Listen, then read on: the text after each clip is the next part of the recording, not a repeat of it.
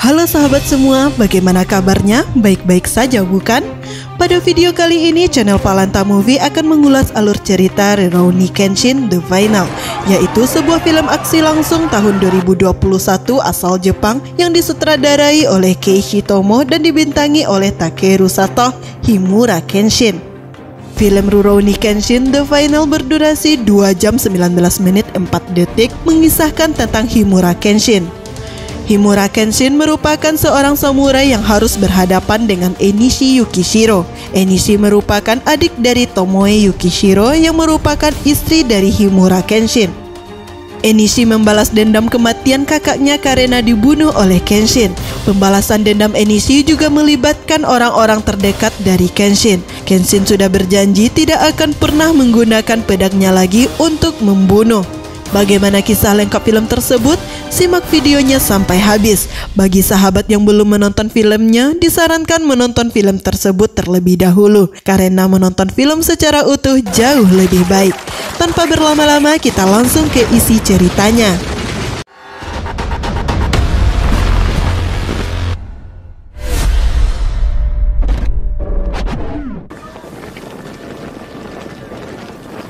Goro Fujita dari kepolisian bersama anak buahnya datang ke stasiun kereta. Mereka mencari seorang pria yang berasal dari Shanghai yang telah menjual senjata. Pria itu merupakan bos besar mafia Shanghai, Enishi Yukishiro. Saat akan dilakukan penangkapan, Enishi melakukan perlawanan dan mengalahkan sebagian besar anggota polisi.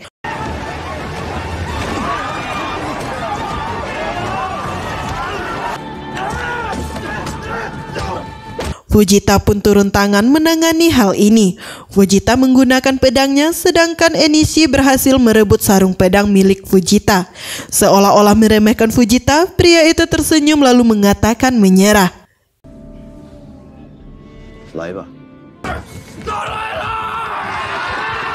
Dia ditahan di markas besar kepolisian Tokyo, kemudian dijemput oleh kepolisian Shanghai untuk dipindahkan. Fujita mempertanyakan keputusan komandannya yang telah melepaskan Enishi. Komandannya mengatakan bahwa dia bukan dibebaskan akan tetapi dipindahkan ke konsul dan ini merupakan perjanjian perdamaian yang telah disepakati.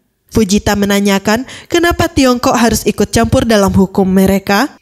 Komandannya mengatakan bahwa mereka punya yurisdiksi sama seperti orang Jepang di Tiongkok. Komandannya kemudian memperkenalkan seorang mata-mata yang bernama Cho dari Jupongatana Shishio. Dia ditugaskan untuk memantau pergerakan Shanghai.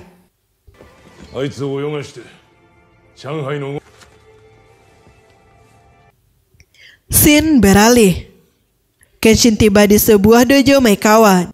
Dia bertemu dengan Tuan Maekawa dan Kapol Uramura. Tuan Maekawa mengatakan bahwa perang dengan Cina bisa pecah kapan saja. Hal tersebut disebabkan oleh klaim daerah Okinawa. Tuan Maekawa mengatakan bahwa para pemuda yang ada di dojonya itu belum pernah merasakan dan melihat perang.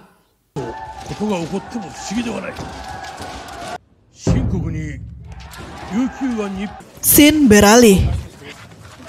Kenshin bersama teman-temannya dalam perjalanan pulang.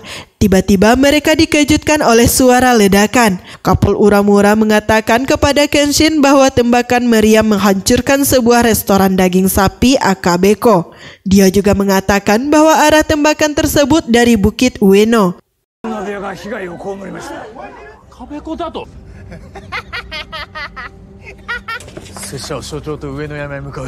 Kenshin dan Sanosuke ikut dengan kapal ke Bukit Ueno. Mereka tiba di Bukit Ueno, akan tetapi mereka tidak menemukan pelakunya. Salah seorang petugas menemukan selembar kertas yang bertuliskan penghakiman manusia. Kenshin menjelaskan bahwa seseorang akan melakukan penghakiman menggantikan langit, seperti yang biasa dilakukan oleh Keshogunan dan Shinsengumi. Sanosuke bertanya kepada Kenshin apa dia tahu pelakunya. Fujita yang baru datang mengatakan bahwa pelakunya seorang pria dari Shanghai. Scene beralih. Kenshin menanyakan keadaan Tsubame dan Tai kepada Kouru. Tsubame dan Tai menderita luka bakar dan dirawat di klinik Megumi. Sanosuke yang berada di klinik bertanya kepada Megumi tentang bekas luka di wajah Kenshin yang tak kunjung hilang. Megumi juga pernah menanyakan hal ini kepada Dr. Oguni.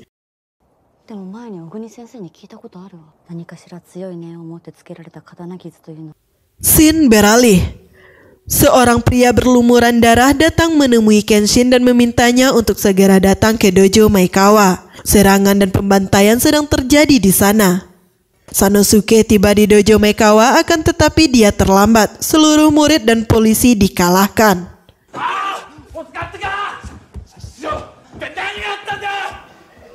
Dalam perjalanan, petugas kepolisian mengatakan kepada Kenshin bahwa dia tidak mendapat kabar keberadaan Kapol Uramura.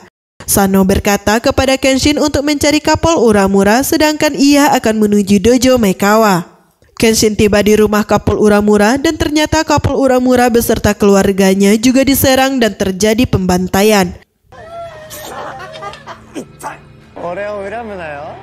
Di sana Kenshin terlibat pertarungan. Pertarungan berjalan sangat sengit dan menegangkan. Penjahat itu mendapatkan luka yang cukup parah.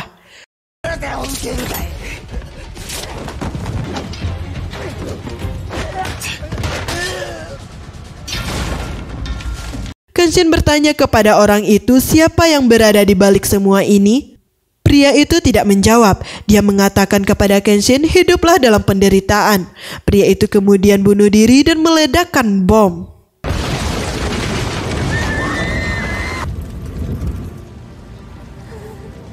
Kenshin yang dalam perjalanan pulang bertemu dengan seorang pria. Pria tersebut adalah Enishi. Enishi mengatakan bahwa dia melakukan semua ini untuk balas dendam atas kematian kakaknya. Enishi juga mengatakan bahwa membunuh Kenshin saja tidak cukup, maka dia akan membuatnya menderita dengan menyakiti orang-orang yang ada di sekitarnya. Enishi pun pergi.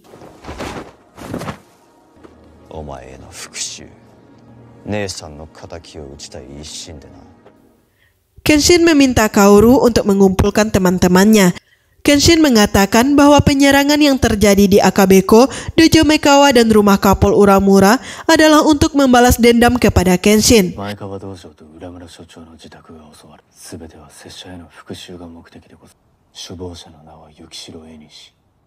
Semua ini direncanakan oleh Enishi Yukishiro, adik dari Tomoe Yukishiro. Tomoe Yukishiro merupakan istri dari Kenshin yang dia bunuh dengan tangannya sendiri. Kenshin menceritakan masa lalunya.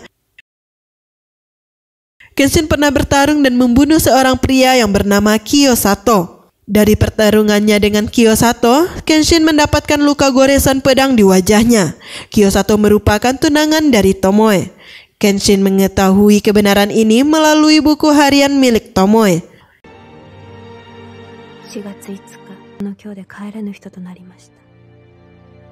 Hingga suatu hari Kenshin bertarung dengan musuh yang cukup kuat. Tomoe yang mencoba melindungi Kenshin tidak sengaja terkena sayatan pedang dari Kenshin.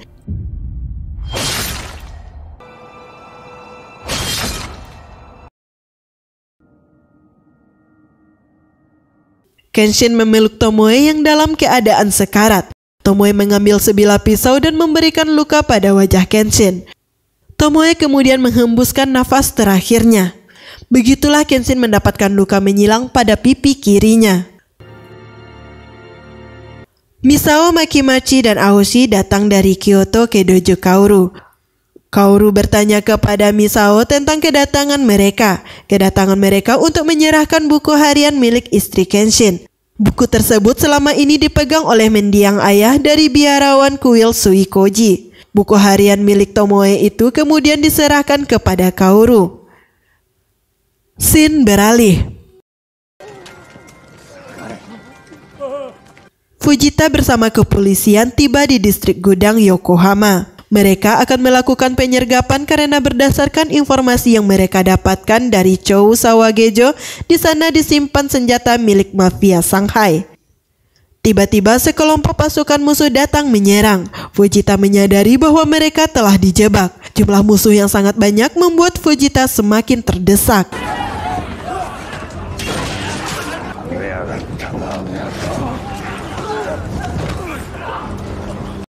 Enishi dan anak buahnya berada di atas balon udara. Mereka menyebarkan selebaran kertas yang berjumlah sangat banyak berserakan di kota. Selebaran itu bertuliskan penghakiman manusia. Tidak lama kemudian, tembakan meriam menghancurkan sebuah pos keamanan.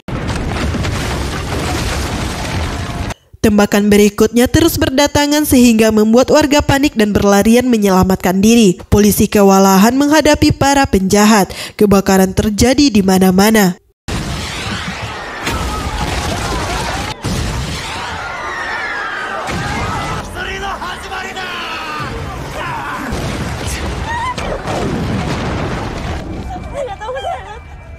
Kenshin berhadapan dengan seorang musuh.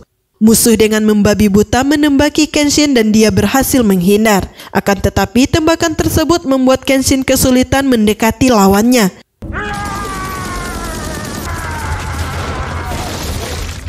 Kenshin melompat ke atas atap dan melakukan lompatan dan berhasil menyerang lawan.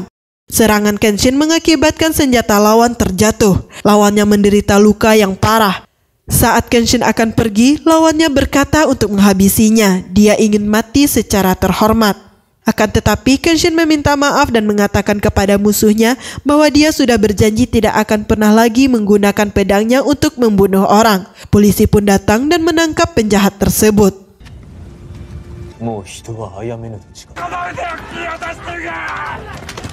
Di tempat lain terjadi pertarungan antara Aoshi yang merupakan kapten terakhir dari Oniwa Banshu dengan seorang penjahat bernama Mumyoi.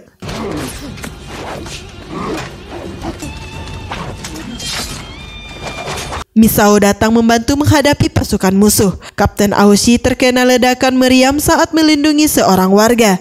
Dia menderita luka yang cukup parah.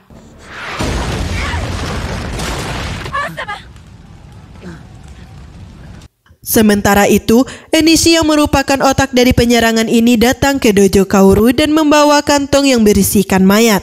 Sanosuke bertarung dengan Enishi. Enishi dengan mudahnya mengalahkan Sano. Kenshin tiba di dojo Kaoru dan melihat seluruh murid terluka. Sano mengalami luka parah.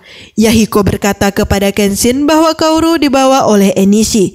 Yahiko merasa bersalah karena dia tidak bisa melakukan apapun. Kenshin membuka bungkusan mayat yang dibawa oleh Enishi. Dia menemukan secari kertas dalam mulut mayat itu. Kertas itu bertuliskan, "Di sini aku akan melakukan penghakiman manusia."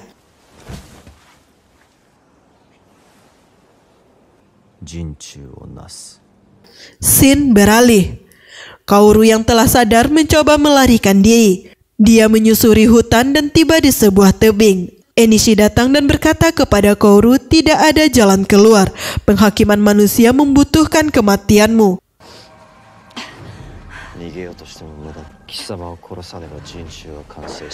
Kaoru berkata kepada Enishi bahwa Tomoe tidak akan pernah menginginkan hal ini. Enishi marah dan mencekik Kaoru dan berkata, "Matilah." Saat akan membunuh Kaoru, Enishi teringat akan bayangan kakaknya. Dia melepaskan cekikannya dari Kaoru. Enishi seolah-olah melihat Tomoe.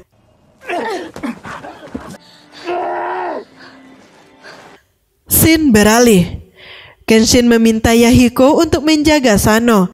Kenshin tiba di markas musuh dan bertarung menghadapi puluhan musuh.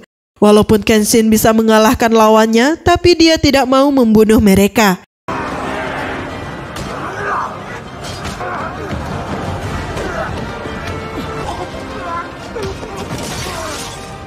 Tidak lama kemudian, Misao datang dan membawa pasukan Oniwa Banshu. Fujita juga datang membawa polisi. Hal yang tak terduga, Sanosuke yang sedang terluka parah pun datang dengan mendorong Goroba untuk membantunya berjalan. Pertarungan skala besar pun tak bisa dihindarkan. Aoshi terlibat pertarungan dengan Mumyoi. Aoshi dan musuhnya sama-sama terluka. Meskipun demikian, Aoshi mengeluarkan seluruh kemampuannya hingga akhirnya pertarungan dimenangkan oleh Aoshi. Di saat yang bersamaan, Fujita bertarung dengan musuh yang cukup kuat. Meskipun Fujita kesulitan, namun pada akhirnya ia berhasil mengalahkan lawannya.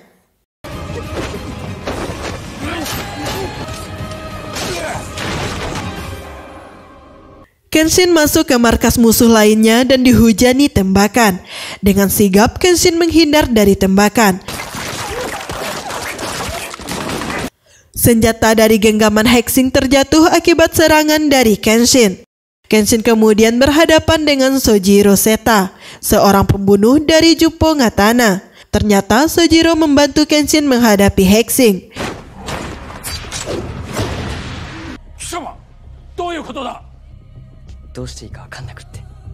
Hexing memerintahkan anak buahnya untuk menghadapi Kenshin dan Sojiro. Sementara itu, dia pergi melarikan diri. Kenshin dan Sojiro bertarung dengan puluhan musuh. Meskipun mereka berdua berhasil mengalahkan musuh, akan tetapi baik Kenshin dan Sojiro tidak membunuh musuhnya.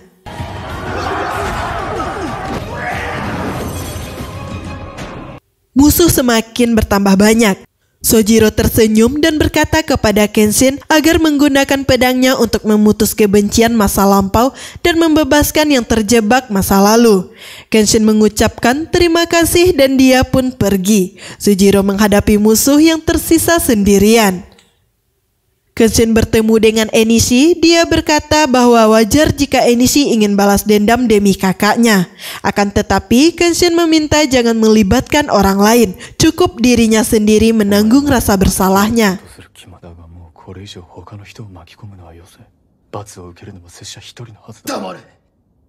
Enishi mengambil pedangnya dan berkata kepada Kenshin, penghakiman manusia sudah dekat. Pertarungan antara mereka pun terjadi. Mereka mengeluarkan jurus dan teknik pedang yang luar biasa.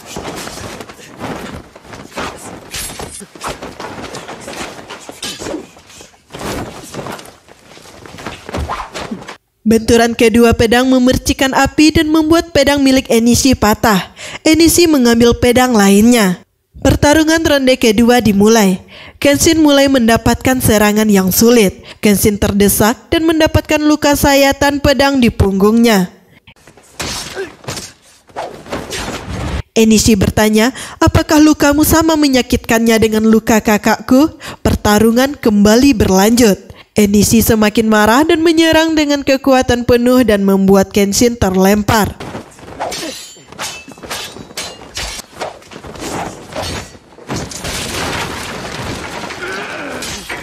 Kenshin mendapatkan luka yang parah. Enishi berteriak kepada Kenshin agar berdiri. Enishi berkata, hanya kematian yang bisa menembus dosa pembunuhan. Matilah dalam penyesalan dan keputusasaan. Itulah satu-satunya cara untuk menebusnya. Kenshin mulai berdiri dan berkata bahwa dia tidak tahu bagaimana cara menembus kesalahannya. Akan tetapi demi teman-temannya dan kedamaian yang diinginkan Tomoe, dia harus menghentikan Enishi.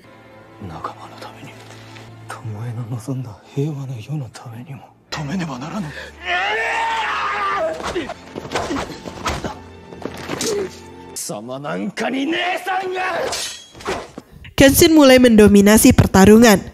Kenshin menghantam kepala Enishi dengan punggung pedang. Enishi pun mendapat luka. Kenshin berkata, akhiri ini. Teknik pedang yang ditambah dengan kekuatan dorongan dari Kenshin membuat Enishi terpental dan mengalami luka yang parah. Enishi merintih kesakitan dan mencoba berdiri.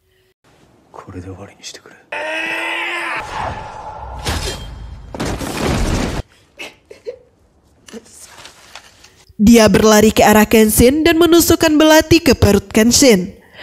Kenshin tidak melawan, seolah-olah dia sudah siap menerima tusukan itu. Kenshin kemudian berkata agar Enishi mau memaafkannya. Enishi yang kesal mencabut belati dan di saat yang sama Hexing menembak punggung Kenshin. Kaoru datang dan mencoba menghentikan Hexing. Kaoru didorong mundur dan di saat yang sama Enishi mencoba melindungi Kaoru yang akan ditembak oleh Hexing. Enishi mendapatkan luka tembak di punggungnya. Enishi kemudian mencekik dan memukul Hexing. Kaoru berteriak agar Enishi tidak membunuh Hexing. Kenshin menghentikan Enishi dan mengucapkan terima kasih karena telah melindungi Kaoru.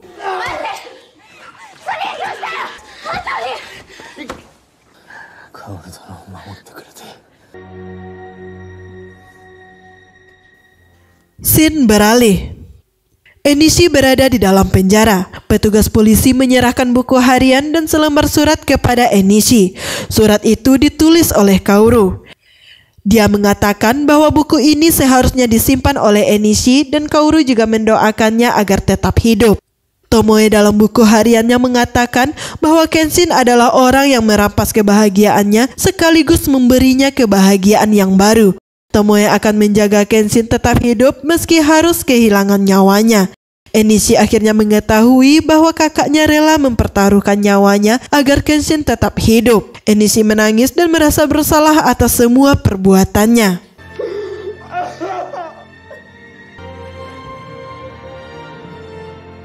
Scene beralih.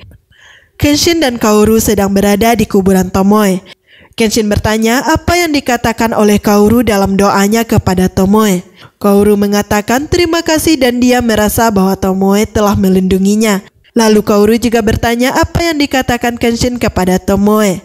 Kenshin mengatakan terima kasih, maaf dan selamat tinggal. Kenshin kemudian menggenggam tangan Kaoru dan film pun tamat.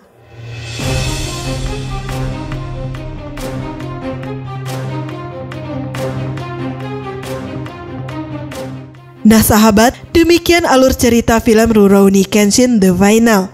Dari film tersebut ada pesan tersirat yang dapat diambil, di antaranya kita tidak boleh menyimpan dendam. Dendam merupakan sifat tercela untuk membalas kejahatan dengan kejahatan pula. Orang yang memiliki sifat dendam akan melakukan segala cara untuk membalaskannya, bahkan melibatkan dan menyakiti orang-orang yang tidak bersalah.